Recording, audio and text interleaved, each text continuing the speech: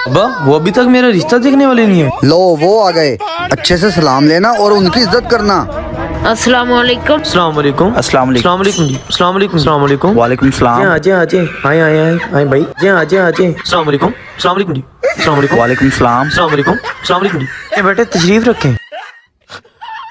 बेटा मेहमानों को बिठा दिया, माशाल्लाह। भाई शुरू करें ना, आप भी भाई।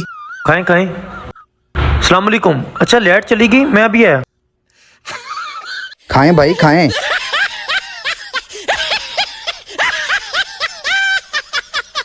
अस्सलाम वालेकुम। अस्सलाम वालेकुम जी। भाई आप खा क्यों नहीं रहे, खाएं ना। ये क्या किए जा रहा है? क्या हो गया भाई, खा लेते हैं।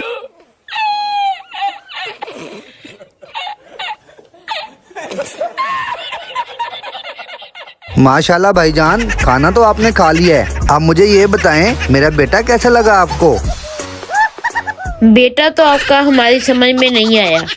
बेटा तुम्हारी समझ में नहीं आया तो ये 8,000 तुम्हारे बाप के थे जो इतना सामान खा गए। उठो यहाँ से, निकलो।